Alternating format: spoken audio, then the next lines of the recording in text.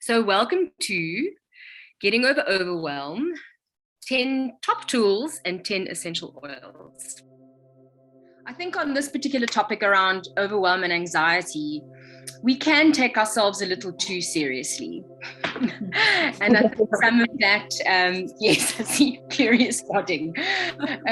Some of that I have learned over the many years of dealing with myself that sometimes I'm just taking shit way too seriously, like really way too seriously. And I need to just take that carrot out of my and calm down. If you've got doTERRA oils, give me a thumbs up. If you love your doTERRA oils, take your top off and show me your boobs. No, I'm joking. Is it a prize? But well done. You were willing. That's what I'm looking for. Willing participants. Anxiety and our overwhelm generally begins with us. We like to think that it's all the stuff outside that we have got this long list of things to do and get to, but really it's just about us.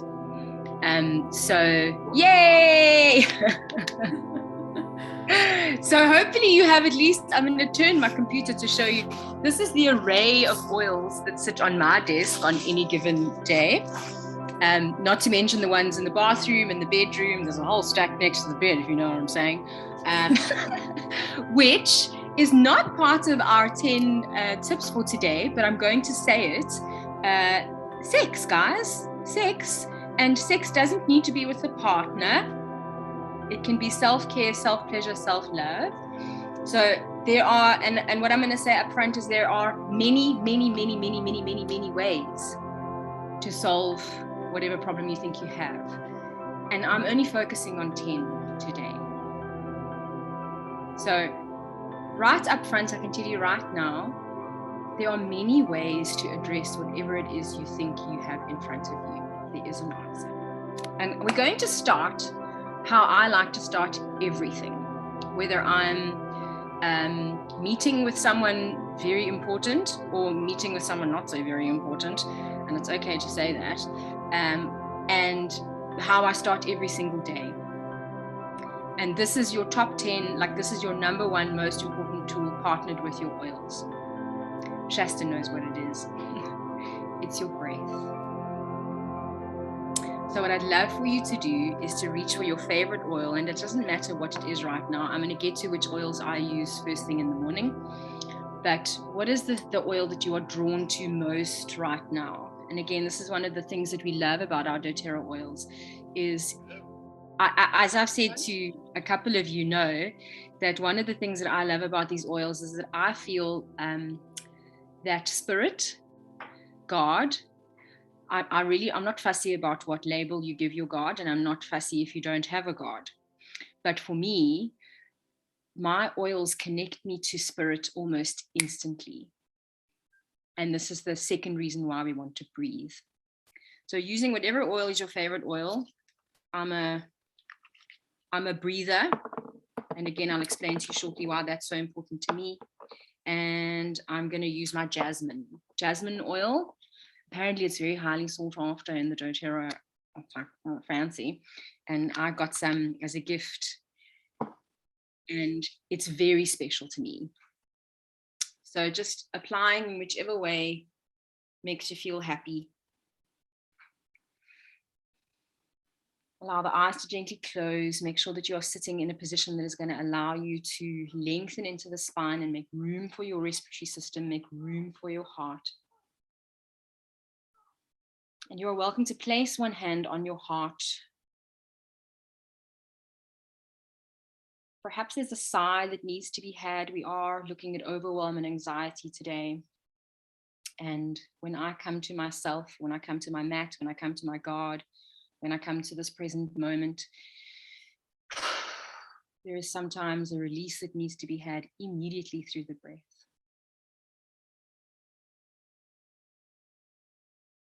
And then once you've had one or two or three, however many you need, just coming to lengthen and deepen the breath. Allowing the facial muscles to soften and relax. allowing the shoulders to catch a little droop if they need to. This moment is not about discipline. It's not about physical alignment. It's not about getting anything right. It's about being here now.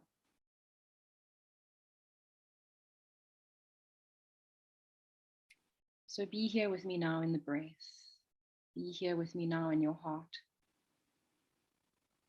And be here with me now in your mind.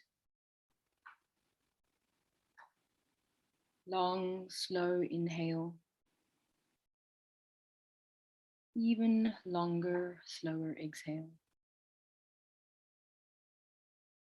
If you find it very difficult to keep the eyes closed, then just find a soft focus at the tip of your nose or something to look at your desk or just in front of you. And as you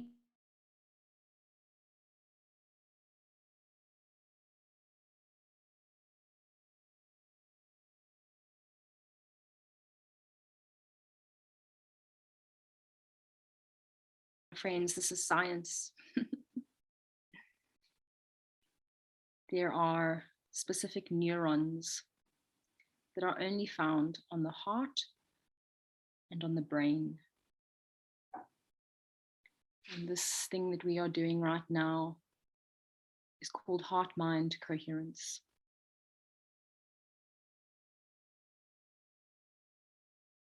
Heart-mind coherence. Taking 2 or 3 more breaths in this way. Long, slow inhalation, even longer, slower exhalation.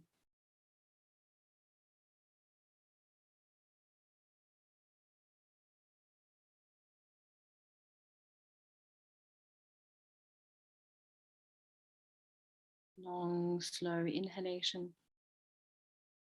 even longer, slower exhalation.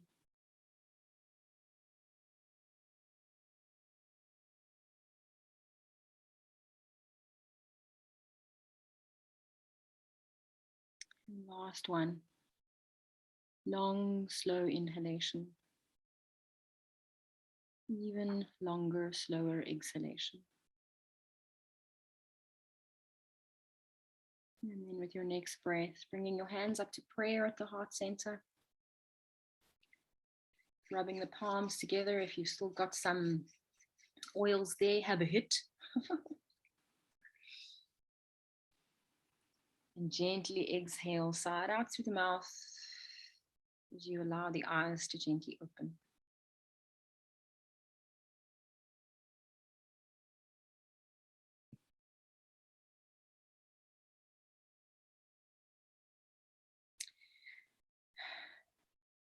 Okay. I think we've just welcomed someone into the room. She's just connecting. So I do this at least once a day. And you've probably been told a million times before that you should have a meditation practice. And my friends, I'm not going to tell you anything today that you don't already know, that you probably haven't already heard, and that you probably don't already know in your own wisdom. But in the same way that, I don't know if any of you have done any kind of exercise or yoga or been in any context where you've heard someone say something 1,000 times and you just haven't understood it. And then one day someone says the thing in a particular way and it just sinks in and suddenly you get it. So today, there's going to be a lot of information. And what I want you to establish immediately is that some of it is for you and some of it is not for you. And this is one of the tools that I use when I'm dealing with my anxiety or my overwhelm. I give myself permission to explore. And I want you to use these. You can say them out loud. You don't, like, your mic is off. You can say this out loud. You can say anything I'm saying out loud, unless you're asking me a specific question. You could be talking to yourself as much as you like. I do it all the time, even in Pick and Pay. Sometimes it's the only sense I hear in a day. So I give myself permission to explore. I'm safe. So in this moment, there is nothing being expected of you. all I want you to do is listen and decide what is for you and what is not for you. And I'm giving you permission to release yourself of having to execute all 10 of these fantastic tips that Stella is going to give you, because they all work. You're going to leave here today with maybe 1 or 2 things that I want you to focus on. Maybe there's 1 or 2 more for you. Maybe you're a high achiever. In fact, you're probably all high achievers. So let's come to my next slide, which is, who is Stella and why does she have the right to tell you any of this? So my name is Stella, in case you hadn't noticed or heard. Very quick history of Stella is I should be dead. I grew up in a very abusive home. Went to as many schools as there are schools which one can go to. In fact, I think probably 1 or 2 more than that. Have lived a highly disruptive life, and really should be dead. Like when I got to the age when one could explore sex, drugs, and rock and roll, I did. And I could be lying dead in a gutter somewhere. And here I am. And then when I was about 31, I had severe burnout. So you are probably all highly functional, high achieving women. We tend to be, even the most, I find that even the most dysfunctional women I know tend to get quite a lot done. So what I like to focus on is help high performing, usually for other people,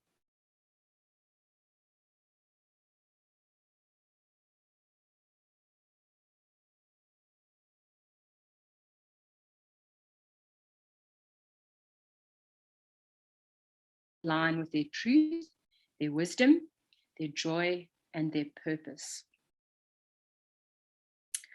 So Shasta and I were joking when she came in that I have a career that spans all of these things. I was in the entertainment industry. I've been a yoga teacher. I've earned a living from writing, directing, performing, telling jokes for a living. I've run a church. I've led a church for several years. My husband and I, not just me alone, that's not allowed. So if you've come out of, or you've had an experience in any religious background, you'll know that there are many expectations that we sometimes have to manage coming out of that space. So that is a very brief history. I've been very, very busy and got very, very burnt out. And part of that was because I was busy doing a lot of stuff for other people and forgot to do some stuff for myself. And I'm not here to talk about me. We're here to talk about you.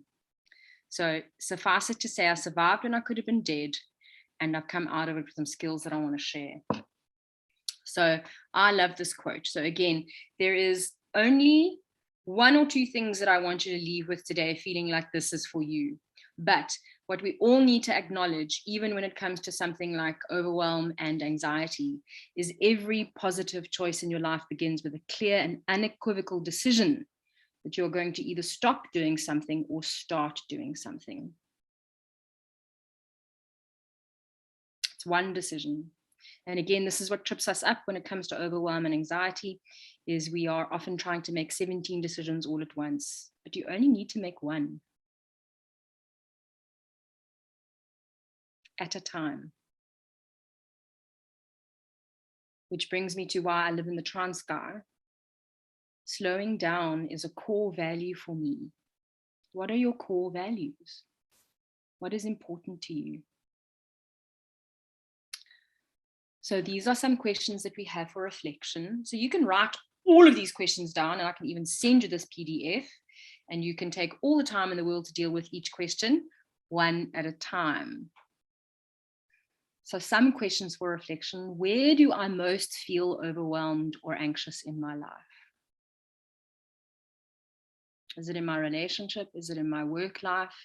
Is it with my children? Is it around wanting to change careers? Is it around wanting to have more time for myself? Is it around this thing that I've always wanted to do, but I haven't given myself permission to do? Where do I most feel overwhelmed or anxious in my life? And again, choose maybe 1 or 2 areas. And then coming back to tool number 1, where do I feel that in my body? And the only way we figure that out is by being in our bodies. And the best way to be in our bodies is by breathing. So taking a moment then again and just closing the eyes. Just roll shoulders away from the ears. And if there is any overwhelm or anxiety in me today, where am I feeling it inside my body? Because this is information. And information we can use. Information is where we can put our discernment. Where do I feel this anxiety in my body?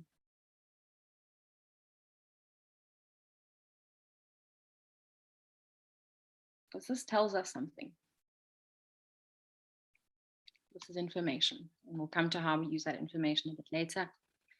And then most importantly, so we're starting with intention here. Everything starts with an intention. This is tool number 2. What are you doing? This is my best question. What are you doing and why are you doing it? We once had an attempted break-in a house that we were living in Johannesburg, which I'm sure if you've lived in Johannesburg, you're struggling with overwhelm and anxiety. But somebody once tried to break into our house, and my husband leapt out of bed, and the person was still fiddling with the front gate. My husband leapt out of bed and ran to the gate.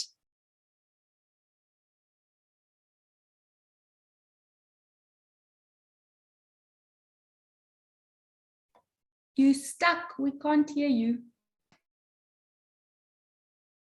It took a few moments for the criminal to run away. And I like to think that he was actually thinking about what he was doing and why he was doing it.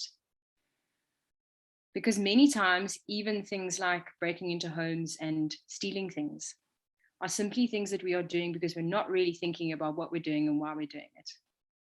We're on autopilot. So intention. What do I really want to feel?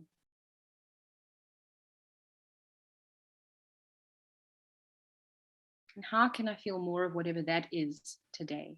For me, my core thing at the moment, the thing that I'm most pursuing is freedom. I want to feel free in my body.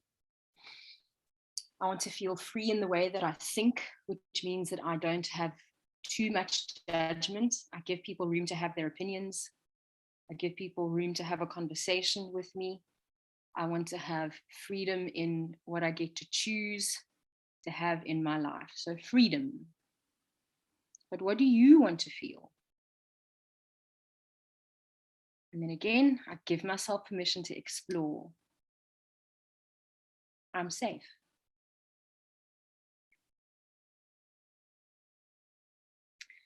So you heard there that I'm using language, and I'm using what some people would call a mantra, what some people would call an affirmation, what some people would call a declaration, what some people would call a wisdom code. There are many words to describe the thing that I'm saying, but our affirmations, our declarations, our language are powerful. So hear what I am saying, very powerful.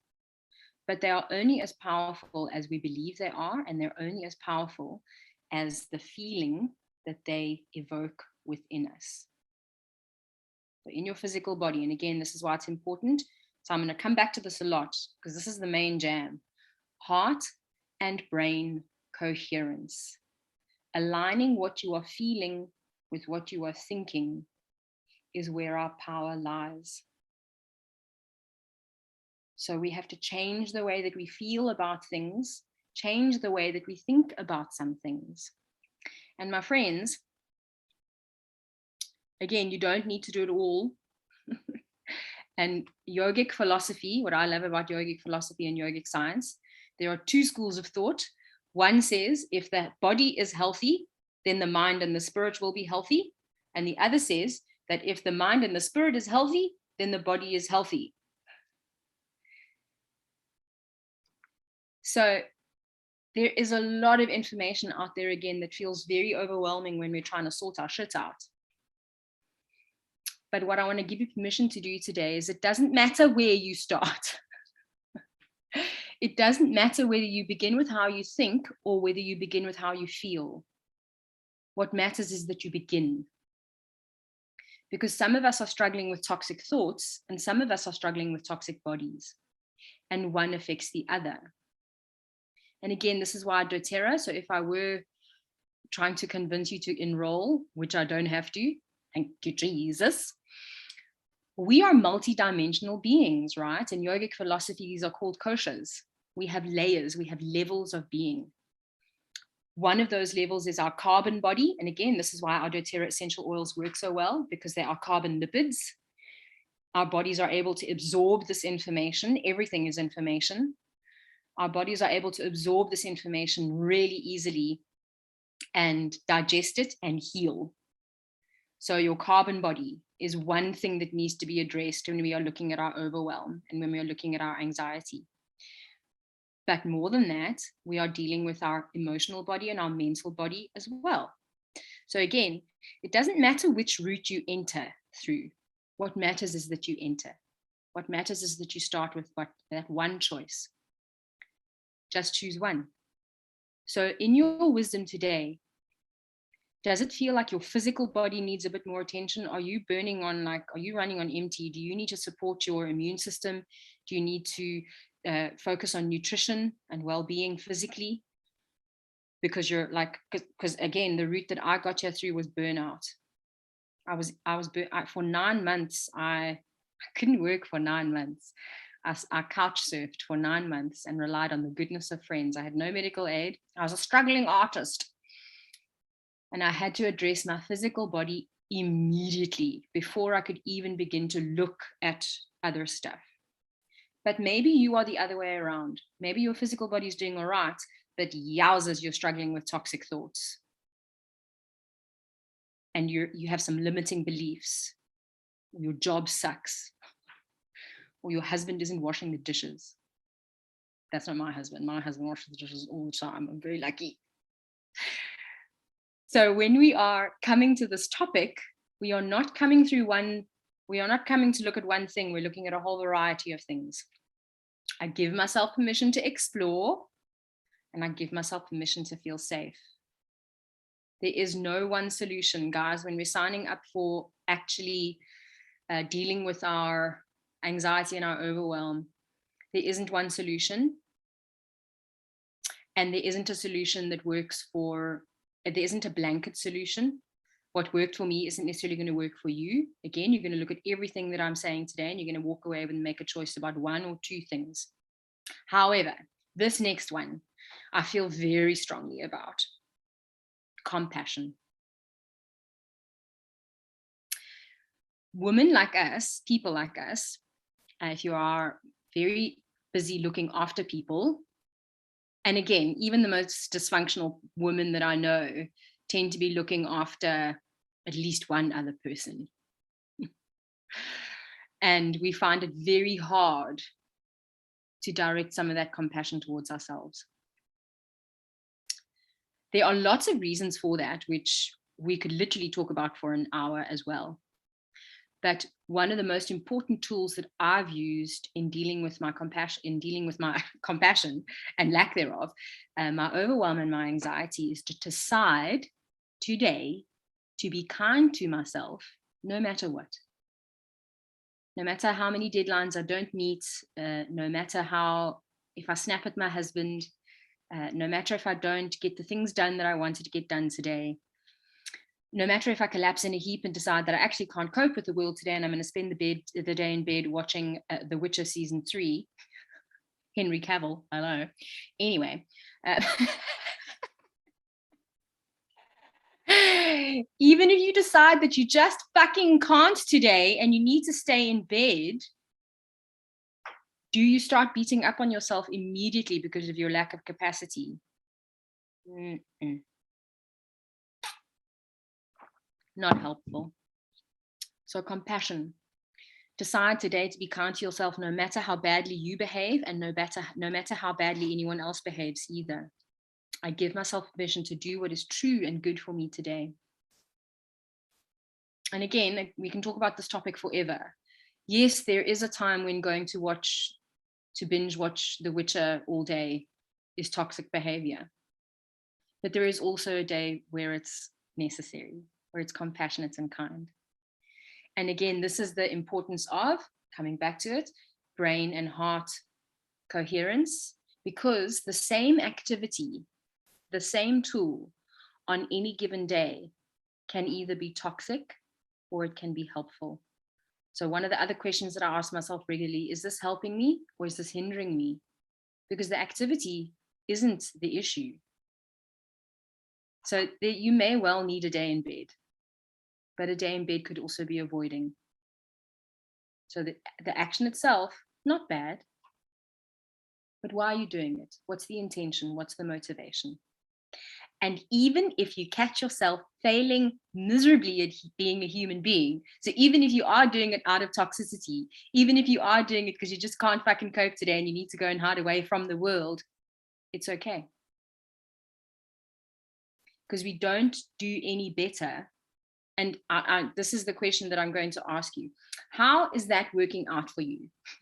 So if you tend to cuck all over yourself, yeah, exactly. If you tend to be really hard on yourself, like all the time, how is that working out for you? Because if you're here because you're feeling overwhelmed and anxious, then I might put to you that it's not working out that well.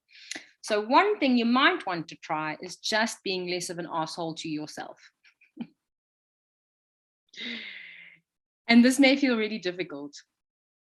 It may feel really, really difficult. And you may catch yourself being quite preoccupied with other people's personal growth. I'm heavily involved in whether my husband is coping well with himself or not. And usually when I'm quite preoccupied with judging his behavior, I know it's because I'm not willing to look at my own. So another little trick there is that when we find ourselves obsessing over other people's stuff,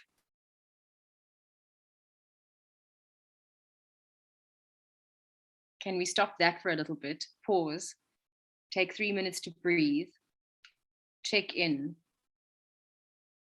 Can I be kinder to them and can I be kinder to myself?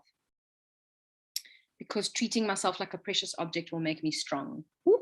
Guys, this mantra, it's from Julia Cameron's book, The Artist Way. I've been using this affirmation since I was 21 years old. Treating myself like a precious object will make me strong. Treating myself like a precious object will make me strong.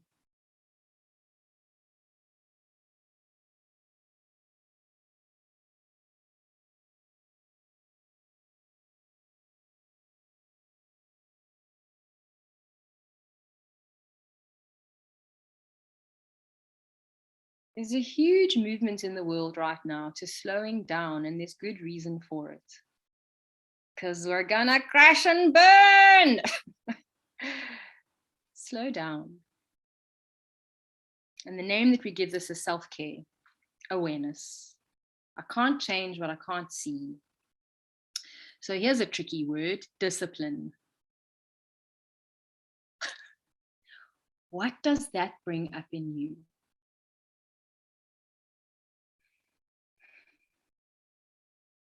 What are the connotations? What are the memories in the cellular body?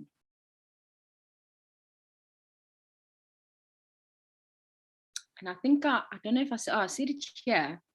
This is really important because it's connected to this. Overwhelm and anxiety are a physical, physiological, biological response to some ideas. I love this. Let this like really sink in. Overwhelm and anxiety are physical, physiological, biological responses to ideas. So a lot of the time what we're feeling a physical response to is not even real. It's not even happening. It's not happening to you right now. Could have happened to you in the past, yes. So it could have been trauma. Can be a trauma trigger. So it can be a memory. It more than likely, and you all, if you looked at Buddhism in any way whatsoever, you know that the concept is suffering is tied into either being stuck in yesterday or preoccupied with tomorrow.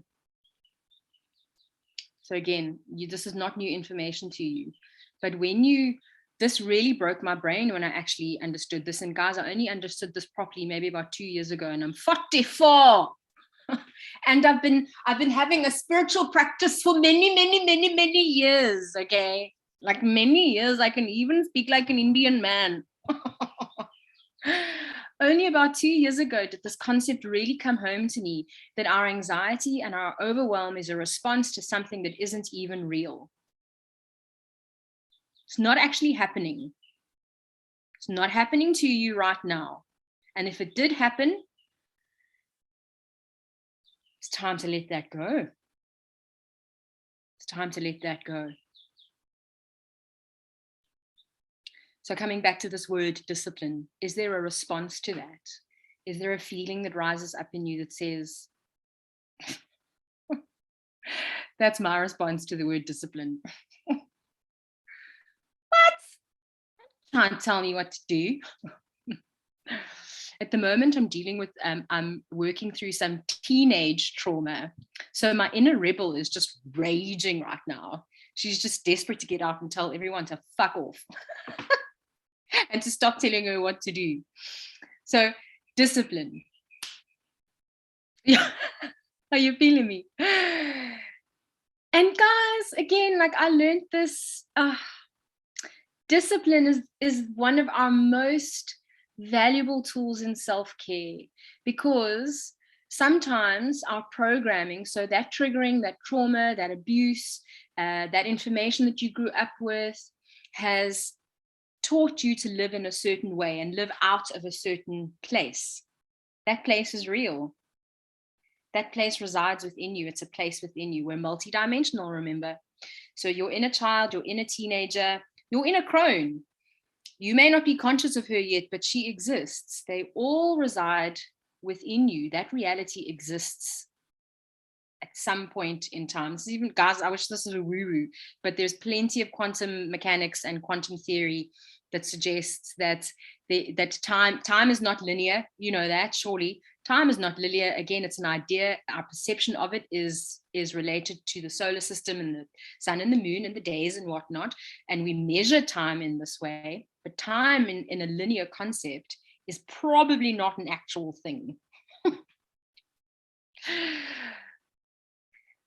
So this idea of discipline is one of the most important self-care building blocks that you can have, because sometimes we're functioning out of a place that is really not healthy.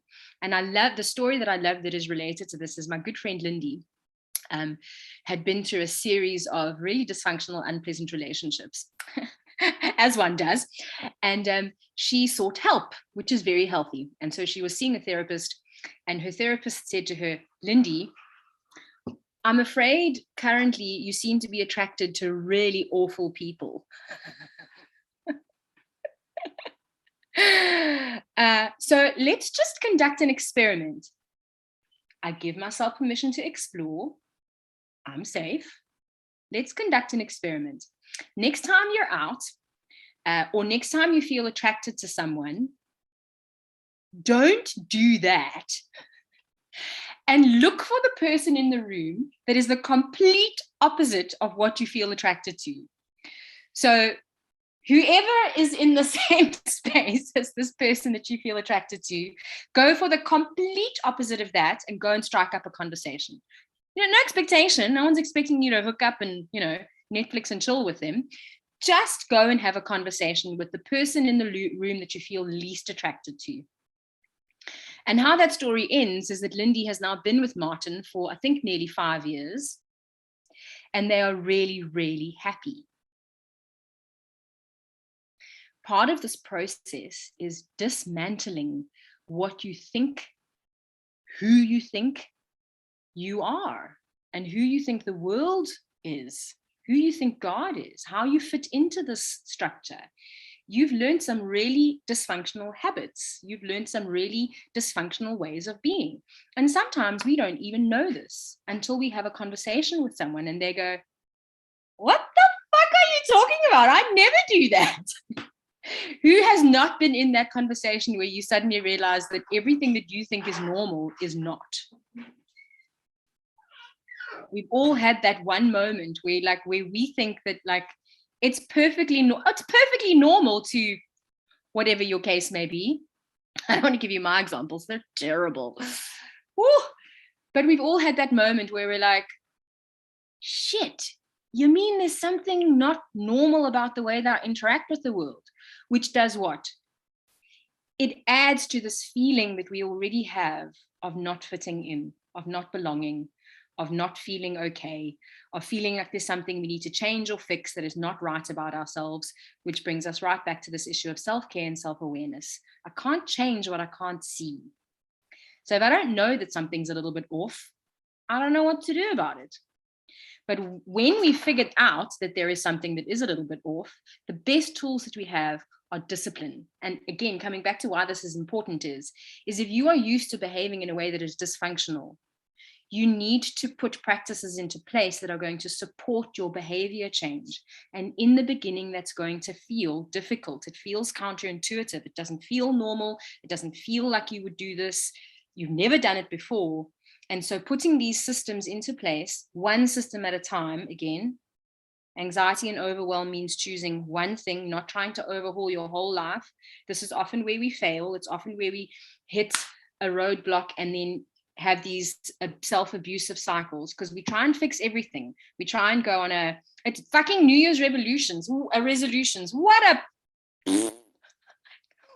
dumb idea to take once a year to make a list of 14 million things that you want to change about yourself and then try and do that. Come the 7th of January, where are you? You're not at the gym. So choosing one thing, two things, putting a system or a structure into place that helps you to change that behavior. This brings me to my next thing, boundaries. Boundaries don't mean squat if you don't value yourself enough to set them up and keep them. You hear a lot of, in the whole self-help, personal growth, spirituality, the whole industry, the whole world right now, boundaries. Everyone loves to say boundaries, boundaries, boundaries, boundaries. You will never be able to put a boundary in place and sustain it if you don't have the value for yourself that you need to in order to put it in the first place. And 9 times out of 10, when you just settle into the value that you have for yourself, the need to put those boundaries into place disappear. You don't need to tell people to treat you better if you just start treating yourself better. You all know, like people treat you the way that you let them. And you let them because you don't know that you deserve better. Treating myself like a precious object will make me strong. So this ties into a lot of what you weigh, a lot of what weighs you down isn't yours to carry. And it brings us back to a lot of high functioning women tend to be doing that for lots of other people. And we are leaning towards being full capacity. So coming to our essential oils, self-care, awareness, and community. So when you're trying to set a new habit into place, that one habit that you're going to choose, tell someone you trust. Tell someone who, so Shasta, who's in on this call right now, is one of my favorite people to be around because she doesn't tolerate anything less from me than me believing that I'm valuable and worthy. When I'm around her, I don't for 1 second doubt my ability to do anything, because she doesn't think anything differently of that. Like Shasta doesn't look at me and think, oh, poor Stella. So when I'm with her, I don't think poor Stella either. I think, what a fucking rock star. I leave Shasta's presence thinking, I can fucking change the world, man. Those are the kinds of friends you want to be around. So maybe your area of concern is looking at the people. Are they toxic? The people that you are around at the moment. And guys, I hate to break it to you, but when you start to make serious decisions around your mental health and wellness, sometimes there are people in your environment that need to go. And again, your clue is your body, man. When you come away from being with that person or that group of people, and sometimes family, when you come away from that space with those people, how do you feel in your body? Do you feel exhausted? Do you feel worn out? Do you feel incapable? Do you feel small? Do you feel like you want to go to bed and watch The Witcher? That's your clue. Do you feel empowered when you are with them, or do you feel disempowered? So essential oils. On God. So I'm sharing oils with you in the order of the importance that they have in my life and how I started to use them when I first started using my essential oils. So Breathe was the first one that I started using, and testimony time. I have been an asthmatic in my life. Note, I don't say I am an asthmatic or I have asthma, because that fucking thing does not belong to me. It's not mine. I don't own it. And it is not who I am. So I'm not using that disease to define myself, that issue, that dis-ease. Because if we don't deal with our anxiety and our overwhelm, it's going to end in disease or dis-ease. So my Breathe oil was one of the first things that I started using because my lungs were my weak link. And I'm very happy to tell you that it is nearly 1 year since I've not used an asthma inhaler, a pump, because and again, guys, you got to take everything with a pinch of salt. Take what you need and leave what you don't, because I'm very wary of people that say, God told me to, but I say it all the time. But a year ago, in fact, more than a year ago, I felt I had a directive from Spirit that told me that I was using my asthma pump as a crutch and that I needed to deal with the issues that were in my heart and my lungs. And as soon as I did that, I'd be able to breathe. 1 year asthma pump free. My Breathe oil is my absolute favorite. Next oil that is my absolute favorite is On Guard. And when I look back now, over the time that I was really, guys, I was obsessed with my On Guard at one point. And when I look back at that, I can see that it was a time in my life where I was really struggling with boundaries with an unhealthy person in my life. I was really struggling to put boundaries into place with this person. And I instinctively was reaching for my On Guard all the time. In retrospect, learning about my oils, I know why. On Guard is the oil of protection. It helps us feel capable. It helps us feel independent. It helps us feel strong. And obviously, on a physical level, it gives us immune support, oral health. We use the On Guard toothpaste now, but when we weren't using the On Guard toothpaste, I was making a toothpaste for us with several other ingredients, but On Guard and peppermint went in there. So it reduces toxicity in your life, levels of toxicity, which is again a topic that we can talk about for days. Toxicity, all kinds of toxicity, your toxic load. I want to do a whole session on just toxic load, because toxic load isn't just what you're consuming. So consuming via food, and again, why do we love our doTERRA essential oils? Because you can use them in three primary ways. Inhalation, topically absorption through the skin, and ingestion. You can only oils in the world that you can ingest, because they are keeping your toxic levels low.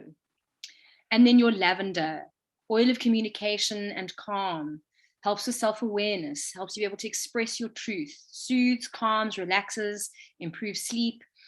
Lots of benefits of your lavender and your On Guard, but you are using them in combination if you are needing to communicate some truths and some boundaries to some folk in your life. And some of those truths are, Shasta, I love you. So remember, it's not just about trying to tune people. Our communication isn't just about, hey, you make me feel naff. Remember that our communication and our boundaries is also establishing who is helpful and who is supporting us in our lives. And that communication is also about telling those people, guys, I can't tell you how much, and obviously the person enjoys hearing it, particularly if their love language is affirmation, but nothing makes me feel better than when I suddenly become aware of how much I love someone. Like all of the hormones, and Shasta will be able to tell you more specifically. I know them, but I'll have to go and look. The one that you have when you give birth, the love hormone. Say it, Shasta. I think it's oxytocin. Oxytocin. Oxytocin.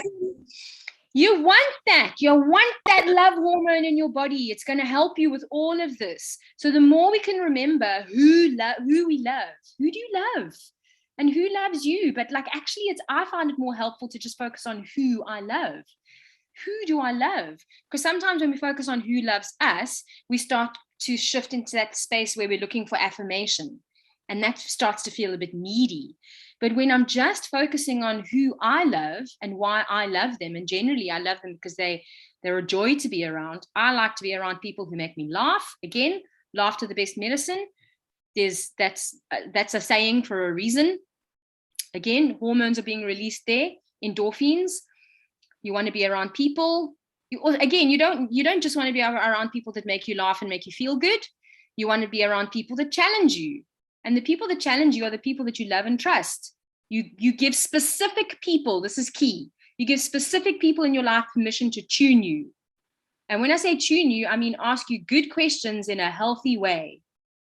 Why are you doing that, my friend? This is usually how it goes for me. My friend messaged me the other day and she said, oh, my friend, I think my husband needs coaching. And I said, oh, my friend, we all need coaching. And then I gave her a moment. And then I said, my friend, with great love and respect, would you like to book a coaching session? And she did. She took it really well. But these are the people that we want in our lives. People that are going to treat us with love and respect, but they're not going to take our shit. You know? So I'm not going to spend too much time here. We know our purity matters. But again, why our essential oils are such a helpful quick fix when we are dealing with anxiety and overwhelm. So we know anxiety and overwhelm are not things that can be fixed quickly. You need to commit to a journey where you are going to commit to lowering your anxiety and overwhelm. And this really usually means by reducing the amount of stuff and people, physical stuff. Clear your house out, man. Are you a hoarder? Do you need to clean the garage out? Yeah. I can do a whole coaching session on that. Reduce toxicity. Many ways to do that. But why our essential oils are such a good quick fix is because they help us to, and it partnered with the breath again. We're coming out of our parasympathetic nervous system and into our, out of our sympathetic nervous system, your fight or flight mode, and into your parasympathetic nervous system. Heal, rest, and digest. Breath and your oils, quickly, 22 seconds for the molecules to reach your brain, 2 minutes in the bloodstream, 20 minutes to reach every cell in your body. So if anxiety and overwhelm are a real thing for you, reach for your oils and your breath. That's your first port of call. I'm going to skip through this, the information around toxicity and toxic load, because you all know why you are here. And then I'm going to share with you, because we're nearly done. This is, you've been seeing that there are numbers on the top of the page. This is listing the 10 tools that I'm giving you. So tool number 5, arise and shine, for your light has come, bitch. When I say bitch, it's a term of endearment. Arise and shine, for your light has come. Mornings matter, guys. Mornings matter. You matter. Your morning matters. Is that hard to believe? What you do first thing in the morning matters. It sets the tone of your day. You might be a nighttime person, in which case a similar routine that you do in the morning, you need to do just before you go to sleep.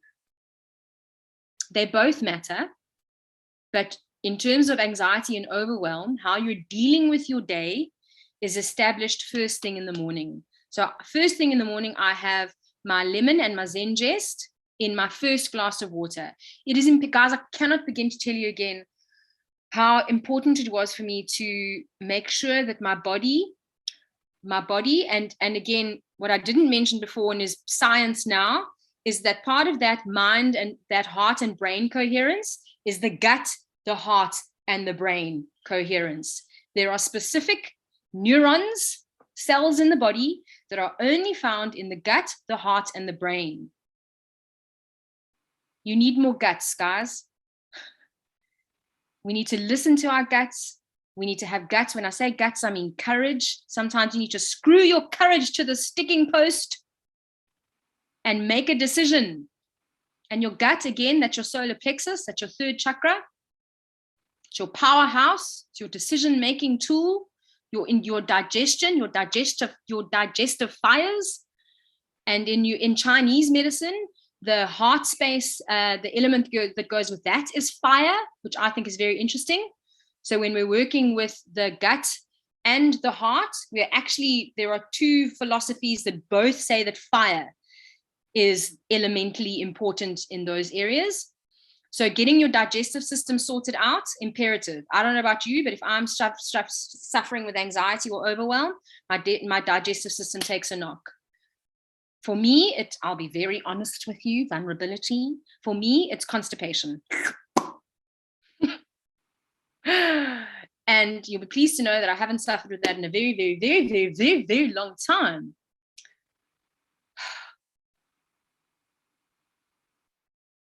Your digestive system is really important. It supports your entire well-being. So first thing in the morning, in my first glass of water, and also that first glass of water helps to eliminate, if you know what I'm saying. The difference between who you are and who you want to be is what you do. We start on our being. Your being is very important because your being affects your doing. So whose needs do you address first in the morning and why? Question for reflection. Do other people come before you do in the morning? Do you have a question, Madeleine? Madeleine? Were you just waving at me? No, okay. Is your morning routine helping you or hindering you? And what one thing can you add or take away? If so, again, treating myself like a precious object will make me strong. So mornings matter. What you do first thing in the morning matters. So what I do first thing in the morning, first thing I get up, I come in, I have my glass of water, and I've just got affirmations there that are related to those oils. And then the next thing that I do is meditate. So the first two oils that I use in the morning are my lemon and my Zengest. The second two oils that I use are my frankincense and my breathe, or my jasmine. And again, heart, mind, coherence, 3 minutes a day. Guys, you don't need to, unless you are planning to levitate or ascend and you've got a loincloth on hand, you don't need to be spending 30, 45 minutes, an hour meditating a day, man. Unless that's your jam, unless you've been called to that specifically, you don't need to do it for your health and well-being. 3 minutes a day, at least once a day. 3 minutes is nothing, guys. It really is. It's nothing. Except if you're a stand-up comedian, then 3 minutes is a long time. 3 minutes of breathing, easy peasy lemon squeezy. Frankincense and breathe. Meditate. And why do I do this first thing in the morning? Because connection with myself, connection with my source, cultivating my faith and my trust in God, the universe, Gaia, Isis, I don't know, Thor, whatever deity is presenting themselves to you at this time. Really, I don't care what you name your God. What matters is that you connect with one. And even this is, the science behind this is fascinating. You don't actually have to be, like the fact that God exists or not doesn't have to be true. What matters is that how we respond physiologically, so what happens in your brain, in your nervous system, when we believe that there is a higher power, or when we believe that we are loved.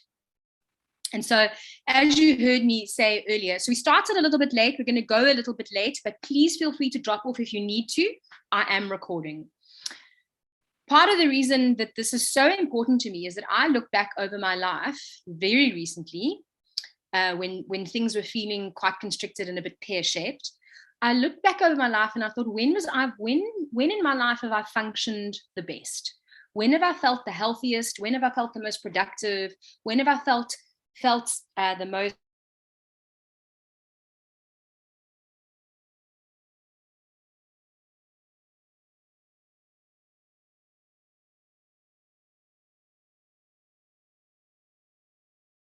was when I held firmly this belief that I am unconditionally loved by God. I'm unconditionally loved by God. So no matter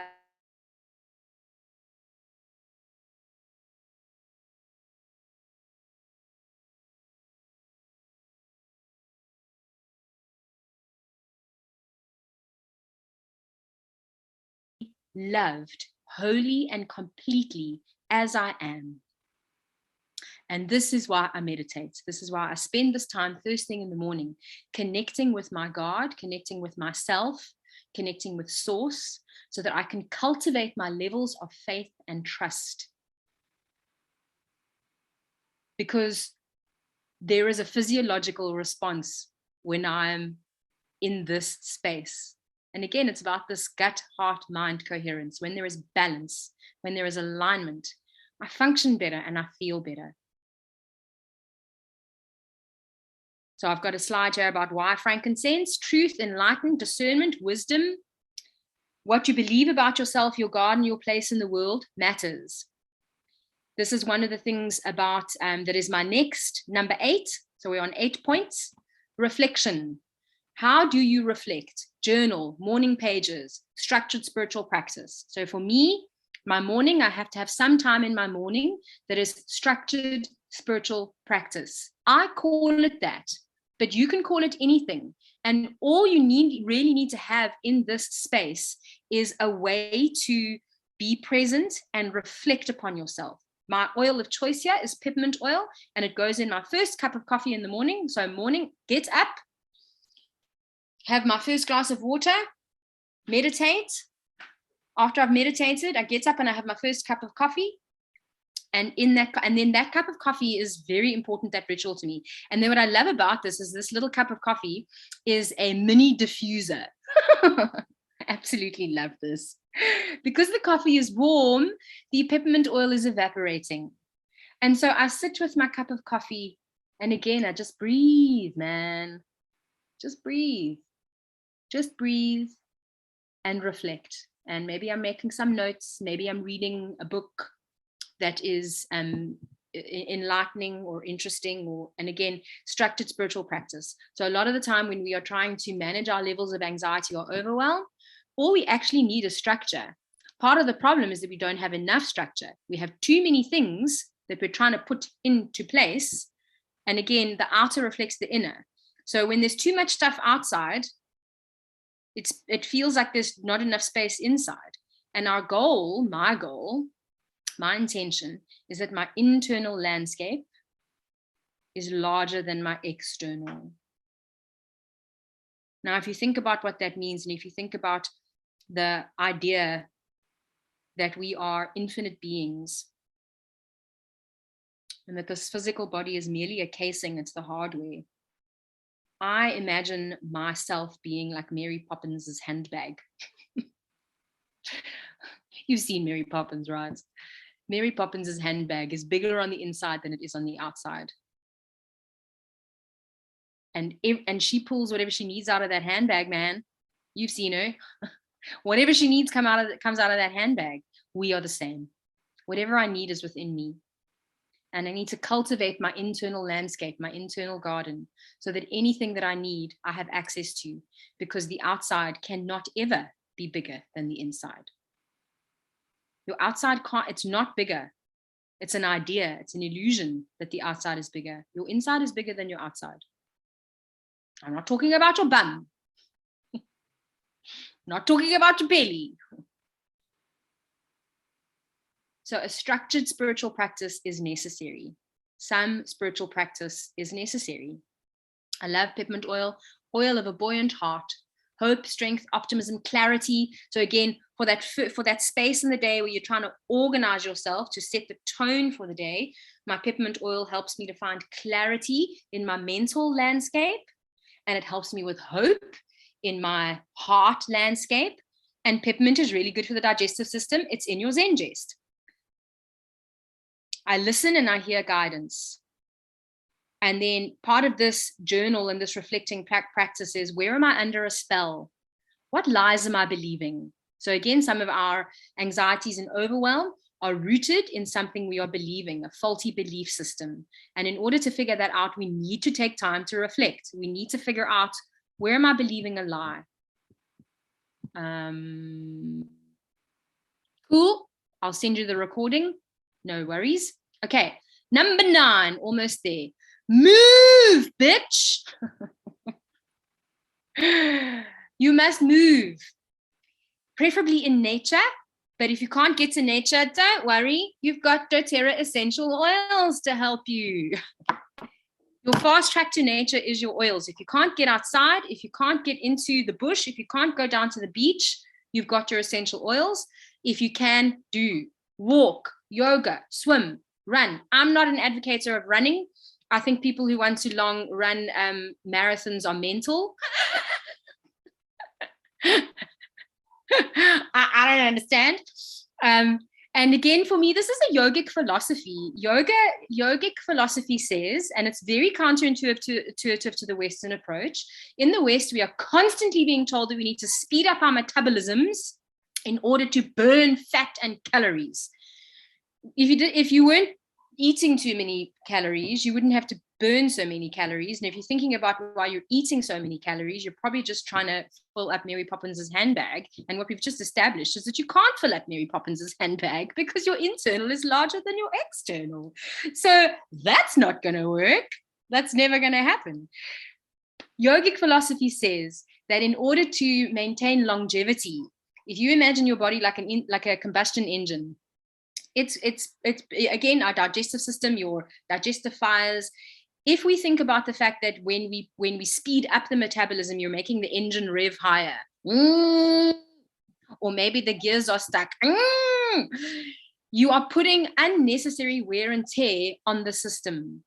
Yogic philosophy says when we slow down the breath, we slow down the heart, we slow down the respiratory system, and with doing that, we slow down all the systems of the body, which means that they are going longer rather than going faster.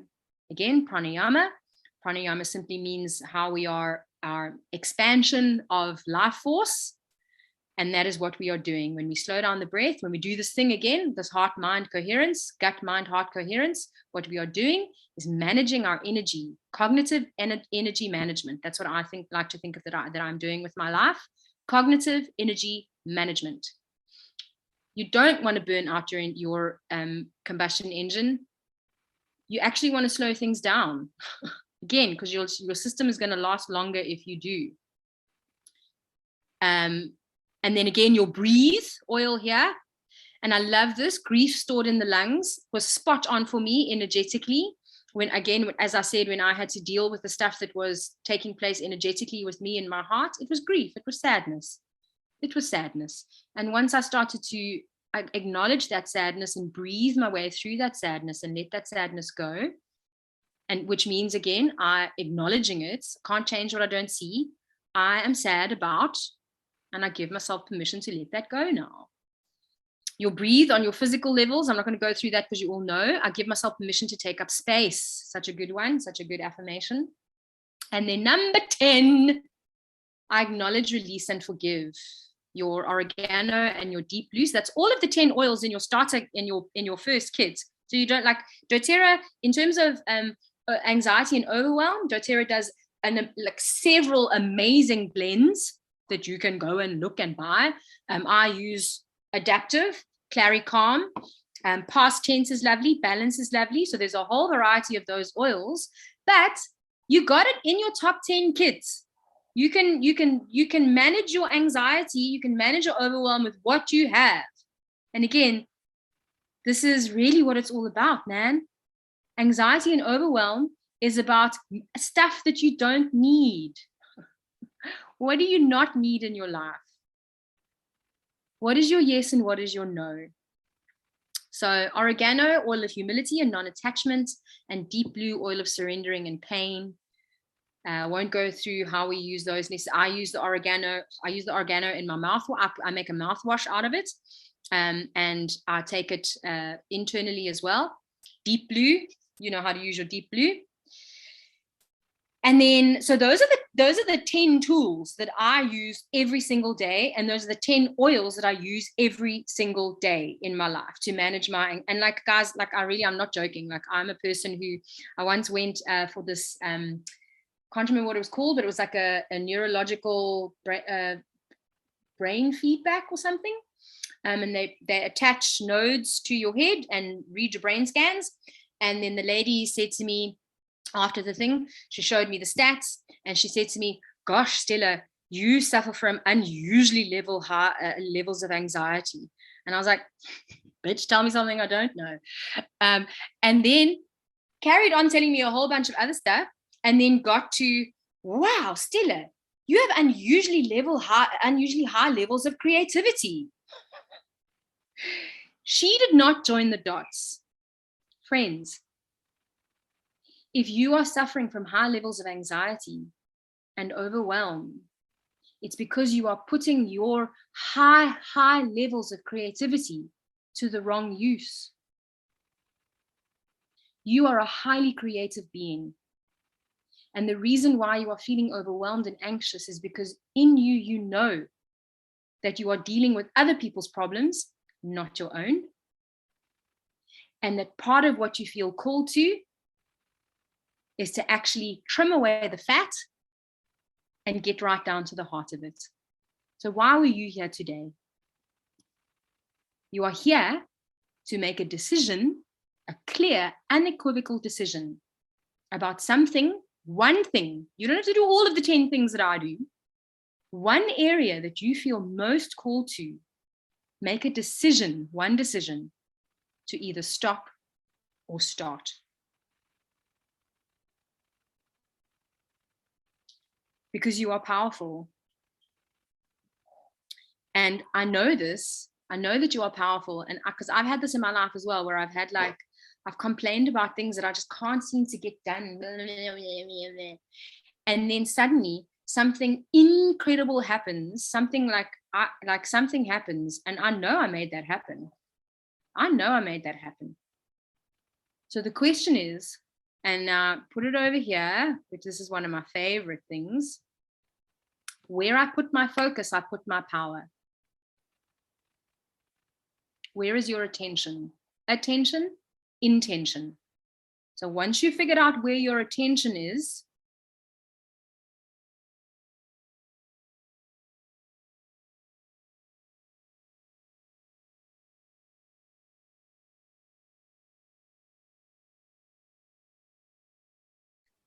if you were not enrolled with doTERRA, I would have given you a call to action that would include the one decision you could make today is enroll with doTERRA.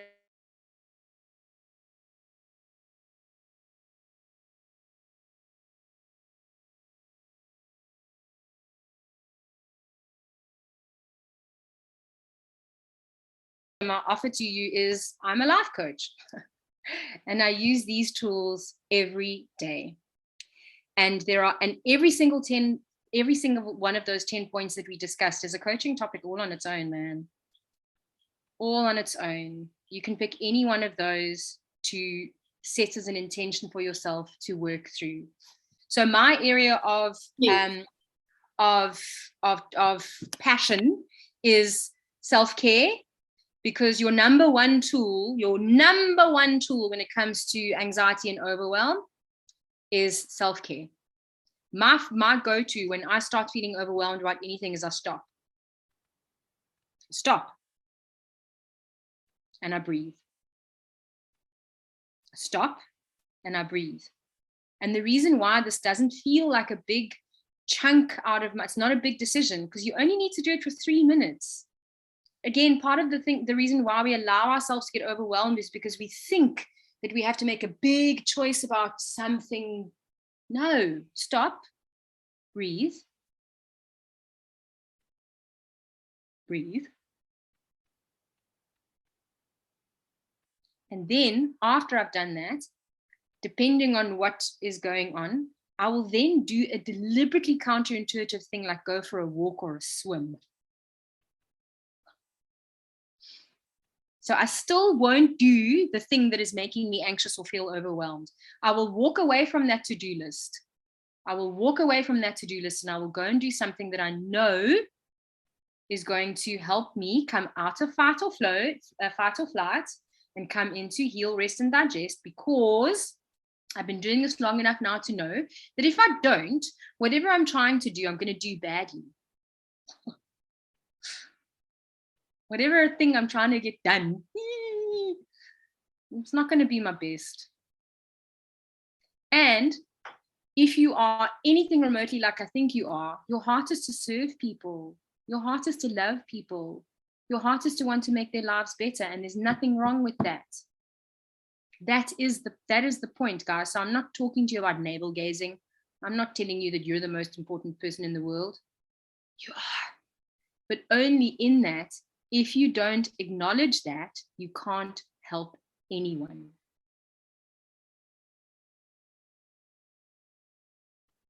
So let's take a nice last deep breath in, and maybe a little movement, a little stretch. And again, that movement, even guys, there's some days there where this is my movement. Have a little stretch and a little twist. And again, science says you should do this a few times a day. So again, it's not about running a marathon or even going for that swim necessarily, if you really are on a tight schedule. It's just about regularly taking breath and movement breaks. It's my theory behind smokers.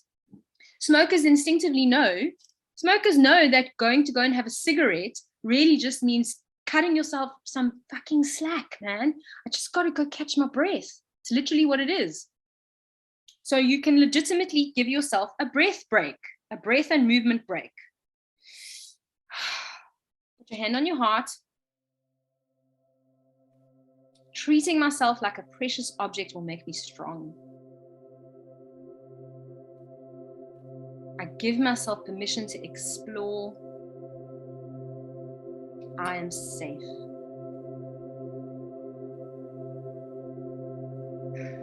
Thank you so much for coming today.